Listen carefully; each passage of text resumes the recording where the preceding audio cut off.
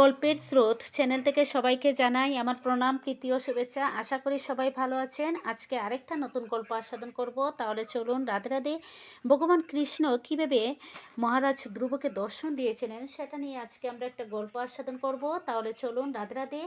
সব দেবতারা বললেন, ভগবান আপনি এই 5 বছরের শিশু ধ্রুবকে দর্শন দিন।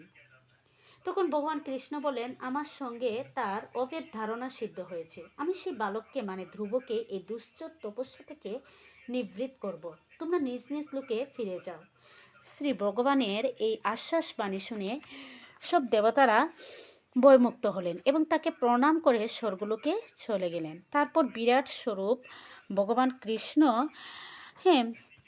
নিজ ভক্তকে দেখবার ইচ্ছায় মধুবনে গমন করলেন। সেই সময় ধ্রুব যোগ সাধনার পরিণত ভূমিতে অবস্থান করছিলেন।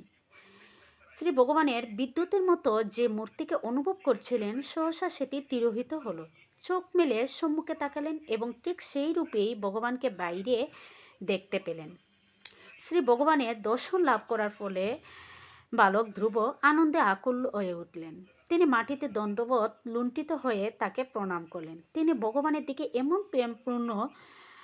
প্রেমপূর্ণ দৃষ্টিপাত করলেন যেন 2 নেত্র দ্বারা তাকে পান করছেন, যেন নিজের মুখের দ্বারা ভগবানকে চুম্বন করছেন, যেন বাহু দ্বারা তাকে আলিঙ্গন করছেন।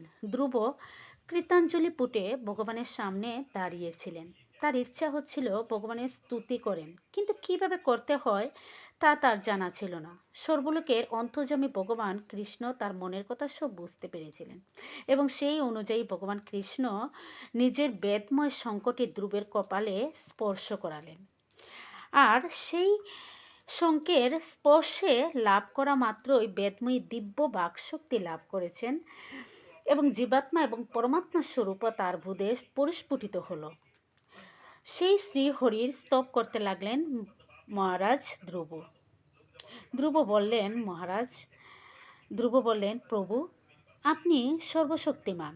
আপনি আমার অন্তঃকরণে প্রবিষ্ট হয়ে নিজ তেজে আমার শক্তিমগ্ন বাণীকে সঞ্জীবিত করে তুলেছেন এবং আমার অস্ত, পদ, কর্ণ, ত্বক ইত্যাদি সকল ইন্দ্রিয় প্রাণ সম্রিয়কে সচেতন করেছেন। সেই অন্তর্যামী পুরুষোত্তম ভগবানকে আমি প্রণাম করি।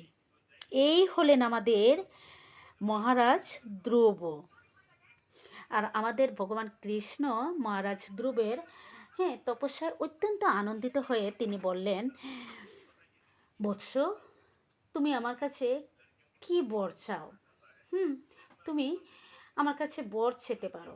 তখন মহারাজ ধ্রুব বললেন, প্রভু আপনার কাছে কি চাইবার আছে? স্বয়ং সাক্ষাৎ আপনাকে পাওয়ার পর আর কোনো কিছু পাওয়ার আছে? মানে আর কোনো কিছু পাওয়ার অভিলাষা আমার আর নেই। কাজেই আপনার কাছে আমার আর কিছুই চাই না।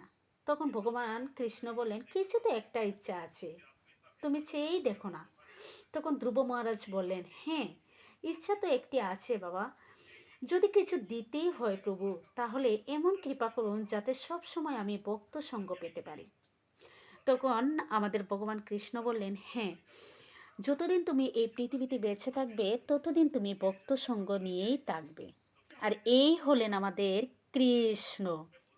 কাজেই আজকের এই গল্পটা আপনাদের কেমন লাগলো? যদি ভালো লেগে থাকে তাহলে প্লিজ আমার চ্যানেলটা সাবস্ক্রাইব করে রাখবেন আর অন্যকে দেখার সুযোগ করে দেবেন, মানে চ্যানেলটা শেয়ার করে দেবেন। আর হ্যাঁ, আমার ইউটিউব চ্যানেলে এই ধ্রুব মহারাজ কীভাবে বনে গমন করলেন সেটা নিয়ে একটা গল্প আছে এবং দেবশ্রী নারদের সঙ্গে ভগবান মহারাজ ধ্রুবর কীভাবে দর্শন হয়েছিল সেটা নিয়ে একটা গল্প আছে এবং দেবশ্রী নারদ উত্তানপাদের গৃহে গিয়ে মহারাজ ধ্রুবের কবর দিয়েছিলেন উত্তানপাদকে, সেটা নিয়ে একটা গল্প আছে এবং মহারাজ ধ্রুবর কীভাবে তপস্যা করে ভগবান কৃষ্ণকে লাভ করেছিলেন সেটা নিয়েও একটা গল্প আছে।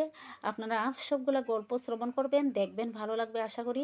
যদি ভালো লেগে থাকে তাহলে প্লিজ আমার চ্যানেলটা সাবস্ক্রাইব করে রাখবেন, লাইক করবেন আর অন্যকে দেখার সুযোগ করে দেবেন, মানে চ্যানেলটা শেয়ার করে দেবেন। তাহলে আজকে এখানেই রাখছি। রাধে রাধে, নমস্কার।